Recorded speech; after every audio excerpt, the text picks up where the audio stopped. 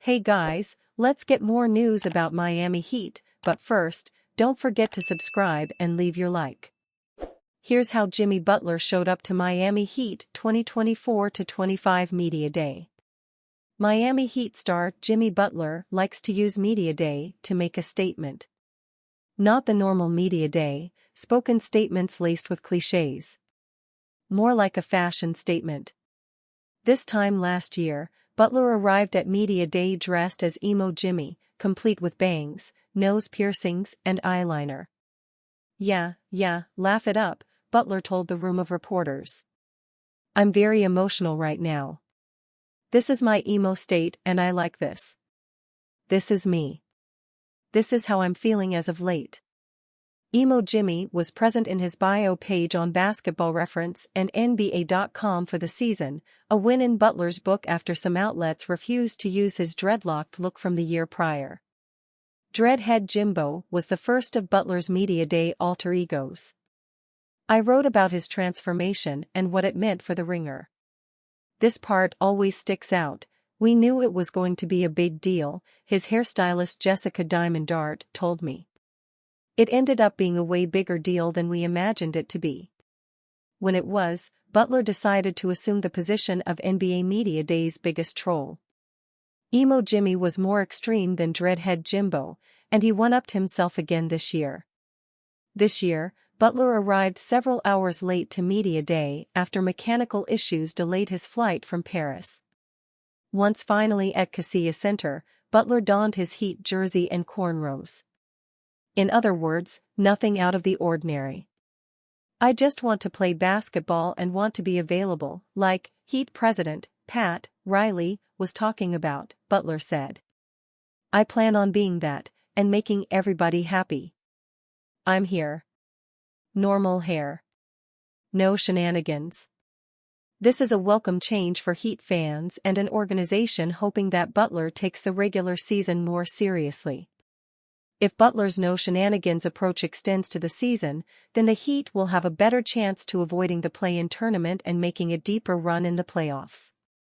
Butler entered the summer seeking to negotiate a contract extension that would have turned the 2 years and $101.2 million remaining on his contract to a 3-year, $161.7 million deal. However, Riley shot down the notion of an extension during his end-of-season press conference, during which he challenged Butler to be more available before the Heat would entertain a long-term commitment. Guess I got to hoop, got to prove that I am a major part of winning and rightfully so, Butler said. I've done it before and this is no different. This is going to be a great year for myself. This is going to be a great year for the group of guys we have. That will take care of itself whenever that time comes. Erik Spoelstra names 4 Heat starters, here's who could get the last spot. Miami Heat coach Erik Spoelstra wouldn't go so far as to name his expected starting lineup, but he did provide a pretty strong hint. I'm not going to give you headlines about starting lineup or rotation, Spoelstra said at Monday's Media Day, but I am intentional about seeing what Terry, Rozier, Tyler, Herro, Bam, Adebayo, Jimmy, Butler, looks like. We have to see how that group can complement each other and lift this whole group up. Because Adebayo and Butler are obvious starters, the best way to see those 4 together is to start Rozier and Herro as well. It's safe to assume the Spoelstra envisions those 4 taking starting positions on opening night. It's worth noting that players at Media Day didn't push back against the notion.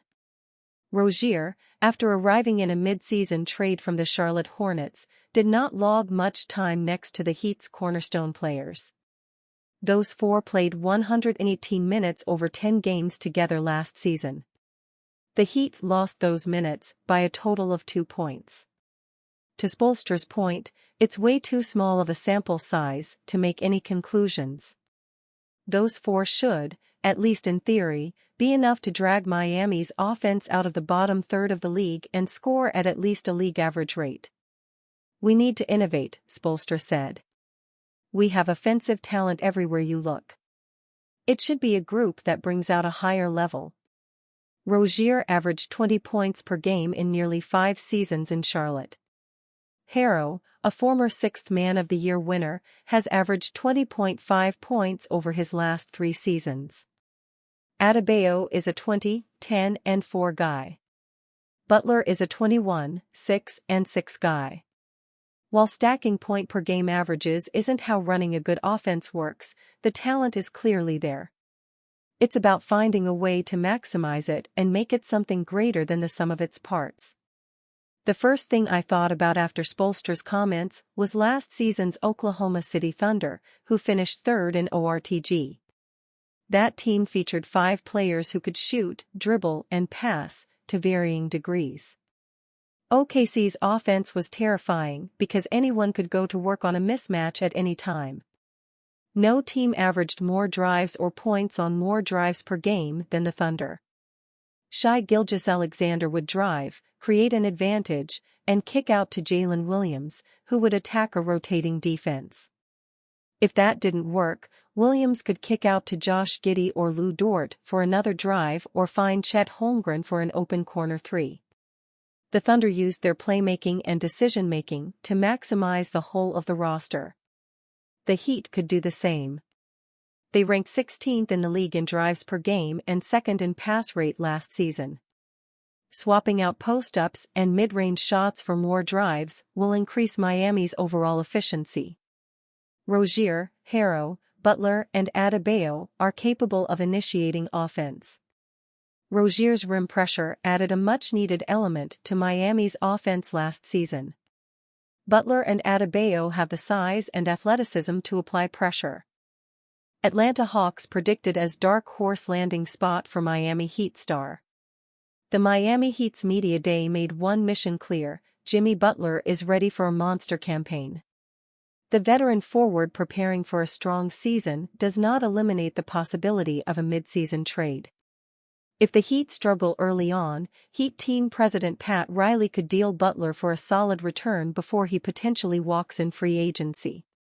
Many landing spots floated around in recent months, but the Atlanta Hawks are the most recent to join the list as a surprise destination. Perhaps he and the team will hash out their future together next summer, Bleacher Report's Dan Favale wrote.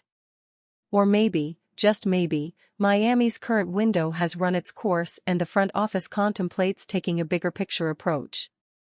Admirers will not be hard to find if Butler hits the rumor mill. The Hawks are at an organizational crossroads. The front office dealt guard DeJounte Murray just days after selecting Zachary Rizicher with the number 1 pick in the NBA draft. It made clear their intention of running with a younger core, which Trae Young still fits at 26 years old. The age 35 Heat star does not fit this timeline, meaning the Hawks would need to desire another championship push immediately. Miami may insist on getting Zachary Rizicher or Jalen Johnson, Favale wrote. Atlanta should draw a line on them. Butler just turned 35 and is approaching the end of his contract. The Heat's leverage is limited.